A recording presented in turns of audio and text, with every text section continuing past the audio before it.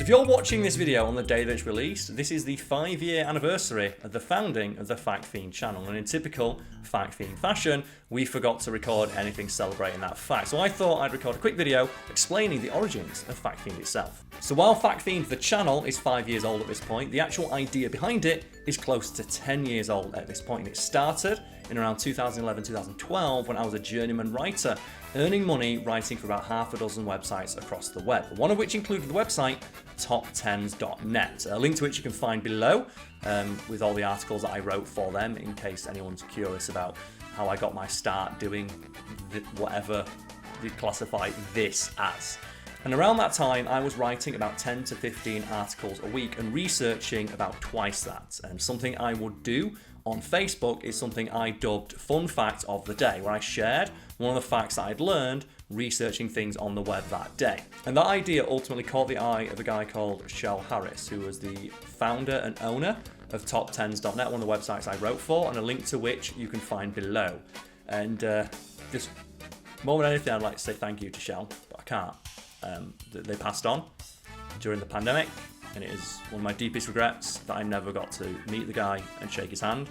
He is instrumental in my success, and Fact Fiend wouldn't be here without him, as you're about to find out as I tell you what he did. And basically, he set up the Fact Fiend website.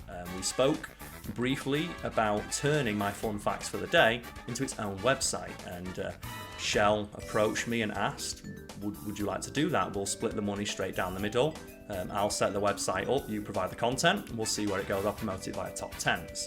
And I think it speaks to how keen I was back then and the level of effort I was able to put in when it came to writing and researching, that I was able to, for about 2 to 3 years, write and research an article every single day for Fact Fiend, whilst also continuing to write the 10 to 15 articles for other websites to actually earn money I mentioned previously. But getting back to Fact Fiend, Shel is the one who set everything up.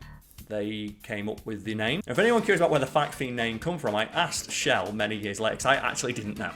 And he explained to me that he went onto like a domain register website. I'm really bad at like this technical stuff, so forgive me if I'm getting details about it wrong here, but it's my understanding that he went to those websites and he just put the word fact in and picked the first one that sounded good to the ear, which was Fact Fiend. And his reasoning was that Fact Fiend, due to having that alliterative aspect, would be more memorable. And they personally designed the logo, which you can see a redesign of on my shirts here, and so the OG, if I can remember to edit it over my shoulder, will be right here.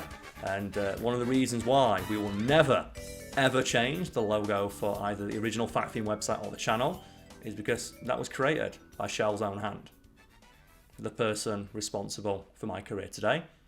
It will never change. Neither will the original Fact Fiend website, because they also designed that, and I haven't got it in me to do over their work. Moving swiftly on, I wrote Fact Fiend articles for about 3 years, in which time the website made about $400 in ad revenue, all of which Shel gave to me before sending me an email that had all the login info for the domain registry and all that good stuff, telling me it's yours now. I know you can make something of it. I'm looking forward to seeing what it is. And again, I can never repay what Shel did there.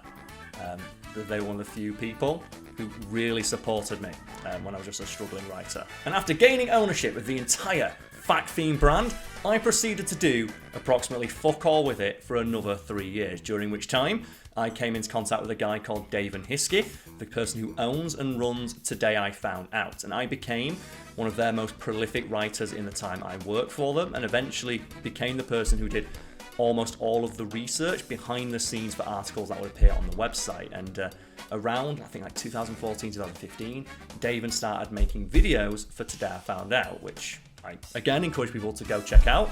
They're all real good. The vast majority of them for the first few years were written by myself. And I was very happy working behind the scenes, writing and researching those articles that will ultimately turn to scripts, that could turn to videos, right up to the release of this video. And that video is one of the first to go viral for Today I Found Out, and it basically laid the groundwork for all of the millions of subscribers they have today. And I saw that video and I thought to myself, well, hang on a second here. The original idea was suggested by myself. And the story behind that is, today I found out, did, and I believe still do, maintain a list of article ideas, which I contributed to for about 2 years, providing around 50 potential article ideas per month during that time.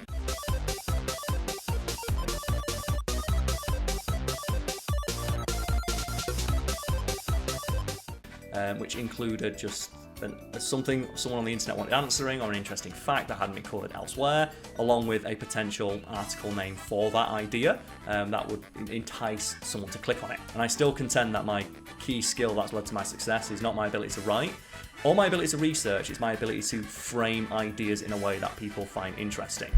And I say that because after the release of that video, several more, today I found out videos went viral. And one evening I happened to notice that 9 of the top 10 videos that Today I Found Out had put out had either been written by myself or the original idea had been suggested by myself. And that got me thinking, well, if ideas and articles that I've written can get this many views in video form, why don't I just cut out the middleman and do it myself? I've got the Fact Fiend website right there. I'm not doing anything with it. I own everything on it outright. All the research has been done.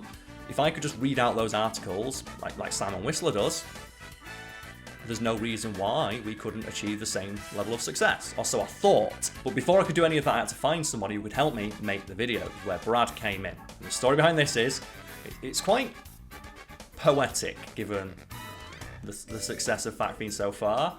Me and Brad were having a pint, and I happened to mention this idea to him.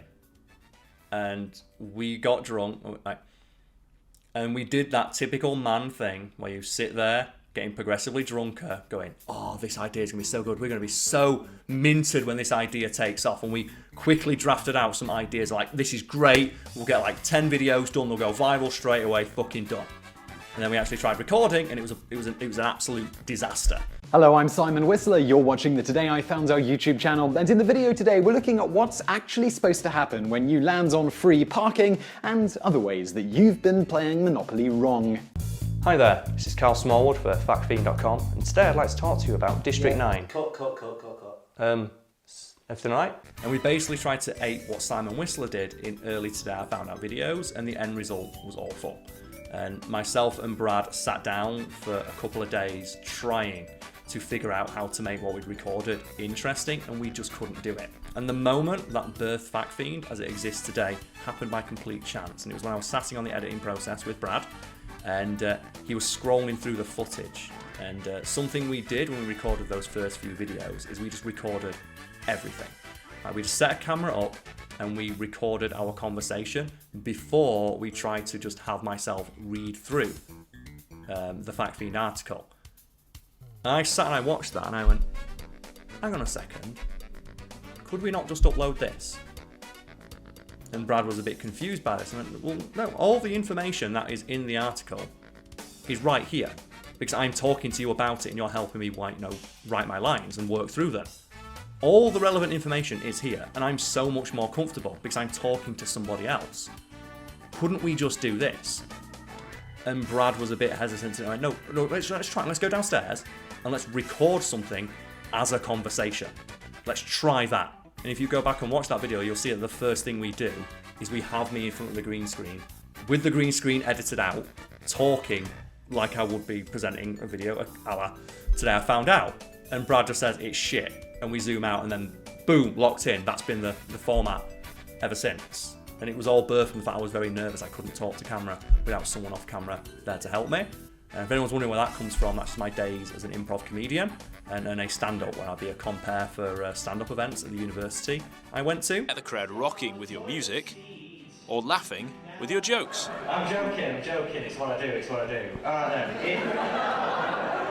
Really good. There were some excellent acts. A few people were a bit nervous, but otherwise it was a good evening. Yeah, I thought it was a great laugh. I only found out about it a couple of hours before from mate Tom, so yeah, I'm really glad I came.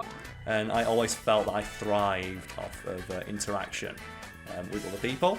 And during conversations while we were trying to hammer down the ultimate tone and voice of the channel, something Brad mentioned to me is like, well, you talk to all of us all the time about this stuff. Like whenever we go out for a drink, you are always just reeling off these facts one after the other, and you're so confident about it, and you're always making jokes and stuff. Why can't you just do that? And that's how we came up with the idea of framing the channel as a conversation between friends. As for the look of the channel, which has remained fairly consistent for the last 5 years, that was also just a complete fluke, and it was born out of me being ignorant of the editing process and doing something that annoyed Brad. By which I mean he was editing one of the videos that we'd recorded down in his kitchen.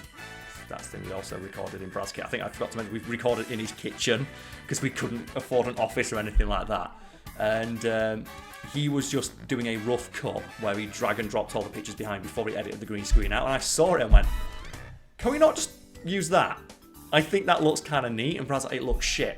It looks so unprofessional. And I went, no, mate, because you're going to edit it to look good. It's going to be professionally unprofessional. And that's how I convinced him to do that. And the final thing it's probably worth mentioning about Fact Fiend is that it was very nearly killed after the first year, because something myself and Brad agreed to is that we would try it for a year, and if we didn't get any sort of traction online after that year, we'd call it a day.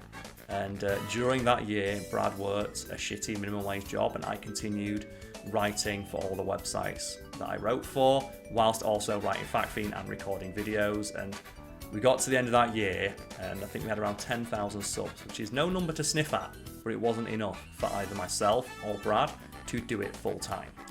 And I just couldn't commit to doing something like that part time. And we were very close to and we were in the process of deciding what to do, because we were in the process of deciding how, and we were in the process of deciding what to do, because I think we made a couple $100 per month at the time, which again, not a number to sniff at, but it was not enough to fund both of us making videos full time. And we had a Patreon, which was making a couple $100, and again, not a number to sniff at, but not enough for two people to do something full time. And I'll never forget the moment, because I was in the pub having a pint, and I got a message from Brad. It simply said, holy shit, one of our videos has got 50,000 views. What? So one video's got 50,000 views. Which one? The Hot Fuzz one. What? Oh, holy fuck. And I was just sat there in the pub looking at this, and just every 5-10 minutes getting a text off Brad, we've got this many subs, this many thousands of subs, it's gone up again, oh my god, it's gone up again, it's gone up again. And that one viral video kickstarted the life of the entire channel, because all those thousands of people clicking on it filtered through to all the rest, and they ultimately started being on more people's feeds, and just the rest, as we say, is history. And something I'm always keen to clarify when it comes to the origins of the channel is that it was entirely luck. And I'm a firm believer in life that you can't plan on luck, but you can prepare for it. Also, yeah, this is a series like For Fact's Sake, where we do a frequently asked questions, and I was going to do one about the origins of the channel, but it kind of got forced out by the fact the 5-year anniversary coming out, and it seems more sense for that. But if you have more questions about the channel, anything like that, please ask them in the comments below, because either myself or another member of the team may answer them at a future point in time. Cheers.